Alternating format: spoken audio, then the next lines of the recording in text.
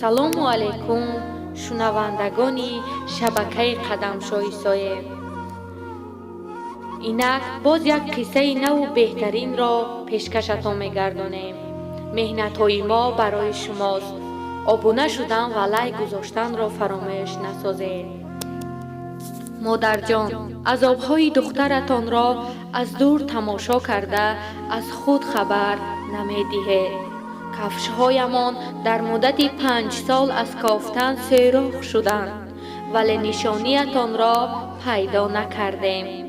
ба куҷо ғайб задед? ба таги кадом замин даромадед, ки ҳарчанд мекобем шуморо намеёбем? се духтар аз хавфу хатари дунё натарсида дар ҳама ҷо модар кофтем. вале шуморо гӯё замин фурӯ бурда бошад, касе даракатонро надод. раҳматии падарамон мағозаи хӯрока кушода буд, то зиндагиро пеш барем. вале тақдири бераҳм риштаи ҷонашро бармаҳал барканд. умедамон ба шумо буд, вале домони марди дигареро гирифта аз баҳри мо гузаштед. гила надорем. тақдирнавис аз рӯзи азал сарнавишти моро чунин талх навишта будааст. як шаби боронӣ 3-4 ҷавони бангии авбош ба мағозаамон ҳамла намуда тамоми борҳоро чапагардон карданд, вале пули кироӣ ёфта натавонистанд. оишаву роҳиларо ба замин афтонда зеран ба номусашон дастдарозӣ карданд.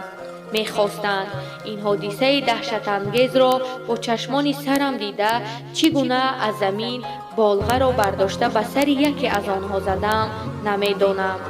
майнаи сари он авбоши ҳаром ба замин пош хӯрда фарши мағоза аз хун гулгун гашт. ҳамроҳонаш талхакаф шуда рӯй ба гурез наҳоданд. ана ҳамин тавр барои наҷот додани номуси хоҳаронам ман қотил шудам. он лаҳзаҳои мудҳиш бо чашмони пурашк хоҳаронамро ба оғӯш гирифта девонавор як гапро такрор мекардам. ман одам куштам, акнун ҷоям кунҷи зиндон мешавад. мафтуна писари нисоро ба дарё партофт. оишаву роҳила баробари ман гириста мо намегузорем ки туро ҳабс кунанд. охир ту номуси моро ҳимоя кардӣ, апаҷон мегуфтанд. ҷисми беҷони авбош ҳамоно бо сару рӯи пурхун дар рӯи фарши мағоза мехобид. милисаҳо омаданд ки онҳоро хабар кард. намедонам, шояд ҳамон авбошҳо бошанд. қотил кадоматон? пурсид омирона сардорашон. хоҳаронам марьям гунаҳкор нест. вай намебуд ин се авбош ҳардуи моро таҷовуз мекард, гӯён зориву тавалло намуданд ки маро ҳабс накунанд. вале милисаҳо ба гапашон аҳамият надода ба дастони ман завлона зада ба мошин бор карданд. баъди тафтишу пурсупоси зиёд зуд суд барпо гашт. саги бесоҳиб бар ин танҳо будам. он рӯзи тақдирсоз на падар на дарбарам буд ва на модарам, ки қуввати дилам гарданд. ду хоҳарам мисли гунҷишкакони паруболашон шикаста бо нигоҳи илтиҷоомез ба судя нигариста бегуноҳии маро исбот кардан мехостанд, вале касе ба гапашон гӯш надод. ҳамин тавр суд маро барои одамкушӣ ба муҳлати 15 сол равонаи зиндон кард. ин ҳукми ноодилонаро шунида ҳуш аз сарам парид. гирёну нолон инсоф кунед, охир ман нангу номуси хоҳаронамро ҳимоя кардам, гӯён гоҳ ба прокурор ва гоҳ ба судя менигаристам. аммо дар дили сангинашон ягон зарра раҳму инсоф пайдо нашуд.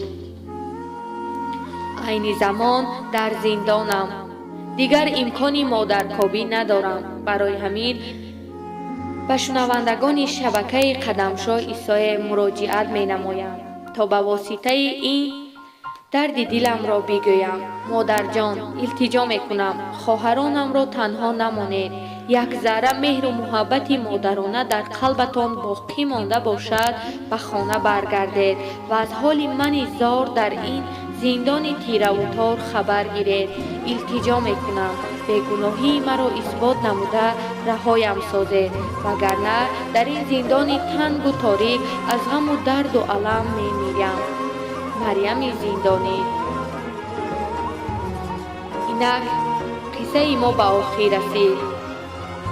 اگر خواهید که چنین قصه ها را گوش کنید، مرحمت به شبکه ما، یعنی به شبکه قدمشو ایسای که نام دارد قصه های زندگی، ابونه شوید.